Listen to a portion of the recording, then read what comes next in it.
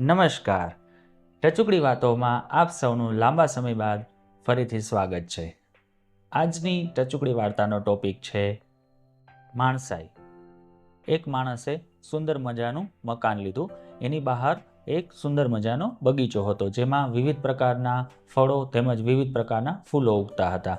હવે એ જ ઘરની બાજુમાં એક ઈર્ષાળુ માણસ રહેતો હતો, જેનું ઘર બહુ જર્જરિત હતું અને નાનકડું ઘર હતું. એટલે એ માણસને ઈર્ષા થઈ કે આ માણસે કેમ ઘર લીધું, આને હું નુકસાન પહોંચાડીને જ રહીશ. એટલે એક દિવસ વહેલી સવારે કૂડા કચરાથી અને એકદમ દુર્ગંધ મારતી ટોપલી પેલા સારા માણસના ઘર સામે મૂકીને આવી ગયો. હવે પેલો માણસ જ્યારે સવારે ઉઠી અને દરવાજો ખોલે છે તો જોવે છે કે આ ગંધ શેની આવે છે. તો એ દુર્ગંધને જોતા જોતા એને ખ્યાલ આવે છે કે આ ટોપલી તો મારા ઘર પાસે પડી છે. એમાં જોયું તો કૂડો કચરો પડેલો હતો. ત્યાર પછી એને આજુબાજુ ફરીને જોયું તો પેલું જે ઈર્ષાળુ માણસ હતો એ દૂર ઊભો હસતો હતો.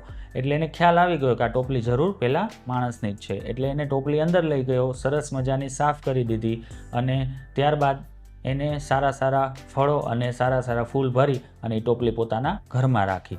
બીજે દિવસે જ્યારે ઈર્ષાળુ માણસ ઉઠી અને દરવાજો ખોલે છે તો એની જ ટોપલી સારા મજાના ફ્રૂટ અને ફૂલોથી ભરેલી હોય છે.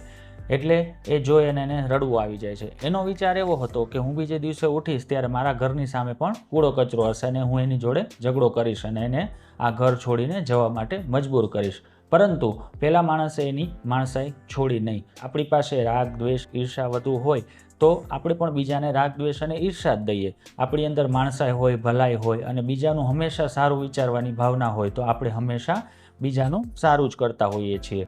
એટલા માટે કહેવાય છે ને કે દાગ તેરે દામન કે ધૂલે ના ધૂલે, नेकिया तेरी तराजू में तूले ना तूले, आज ही गुनाहों से कर ले तौबा, खुदा जाने कल तेरी आंखें खुले ना खुले. Think good, be good, do good. ओम शांति.